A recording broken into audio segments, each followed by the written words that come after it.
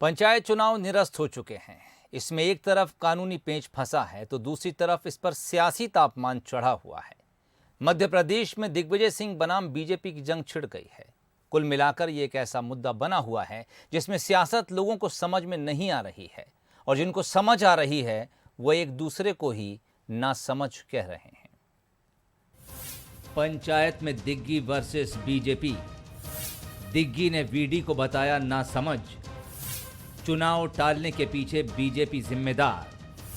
पंचायत में कमीशन उगाही का भी लगाया आरोप। जब मध्य प्रदेश विधानसभा का शीतकालीन सत्र चल रहा था और पंचायत चुनाव में ओबीसी आरक्षण को लेकर संकल्प पारित हुआ, उसी समय बयानों में दिग्विजय सिंह की भी एंट्री हुई। मध्य प्रदेश बीजेपी के अध्यक्ष वीडी शर्मा ने इसे दिग्गी का चक्रव्यूह करार दिया।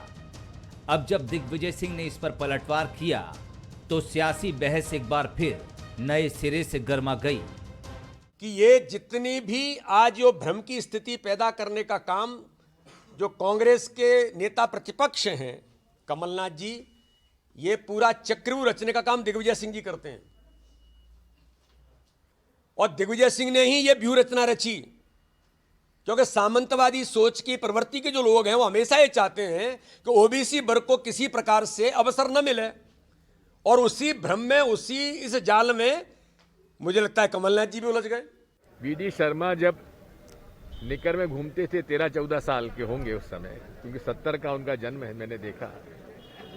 सन 1994 में मैं जब मुख्यमंत्री था तो मध्य प्रदेश पहला राज्य था जहां की 73-74वें संविधान संशोधन के अंतर्गत पंचायत के चुनाव कराए गए और उस दिन से लेकर आज तक 25% आरक्षण हमारे पिछड़ा वर्गों को दिया हुआ है। तो ये वीडी शर्मा जी जो हैं बच्चे हैं, नासमझ हैं। दिग्विजय ने वीडी शर्मा को बच्चा कहा तो नासमझ पर सियासत शुरू हो गई। वीडी भी हमलावर हो गए। वैसे उन्होंने गलत नहीं कहा है, वो इतनी उम्र के हैं कि उनके लिए मैं बच्चा ही हूं। और जहां तक नासमझी का सवाल है तो या तो बचपन में व्यक्ति नासमझ होता है, तो मेरी उम्र 50 साल हो गई है, या फिर जब उम्र ज्यादा हो जाती है तब लोग नासमझ होते हैं। तो अब आप अंदाज लगा सकते हैं कि नासमझी किसकी है। इतना ही मैं कहना चाहता हूं। दिग्गी के बयान से वीडी शर्मा ही नहीं, पंचायत चुनाव की आग भी भभक उठी। अब तो उन्होंने सीधा आरोप लगाया कि पंचायत मंत्री के लोगों के जरिए 20% का कमीशन ऊपर से नीचे तक मिलता है। वहीं पंचायत चुनाव टलने का जिम्मेदार भी बीजेपी को ठहराते दिखे। गांव से लेकर जिले तक जितने भी पंचायत के काम होते हैं उसमें सब पे 20%, 25-30% कमीशन ले रहे हैं और ये वसूली पंचायत ग्रामीण विकास मंत्री जी के माध्यम से उनके लोग करते हैं अलग अलग जगह पर, अलग अलग संभाग में। तो वो उस दिन समाप्त हो जाएगी जिस दिन की पंचायत के सरपंच चुनकर आ जाएंगे। अभी भी लोग उनको बंटाधार के नाम से ही जानते हैं और कांग्रेस के चुनाव में जो प्रत्याशी होते हैं उनकी पूरी कोशिश ये होती है कि वो चुनाव प्रचार में हमारे क्षेत्र में ना आए, कि अगर ये हमारे क्षेत्र में आ जाएंगे तो हमारी पराजय निश्चित है।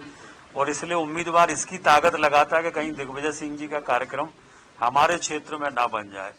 तो उनकी जिस तरह की छवि मध्य प्रदेश और देश में बनी है, मैं समझता हूँ राजनीति में कभी किसी की ऐसी छवि ना बने। फिलहाल पंचायत चुनाव पर लाए गए अध्यादेश को शिवराज कैबिनेट ने निरस्त कर दिया है। सुप्रीम कोर्ट में भी 3 पुनर्विचार याचिका लगी हैं। सरकार की तरफ से ये तय हो गया है कि पंचायत चुनाव बिना ओबीसी आरक्षण के नहीं होंगे। निर्वाचन आयोग ने भी इसे निरस्त कर दिया है। लेकिन दिलचस्प ये भी है कि जिस सियासत में शुरू से दिग्विजय शामिल नहीं थे, उसमें अब वो फ्रंट पर बयानबाजी दे रहे हैं। क्या बीजेपी यही चाहती थी या फिर दिग्विजय भी यही चाहते थे? Bureau report, Bansal news, Bhopal.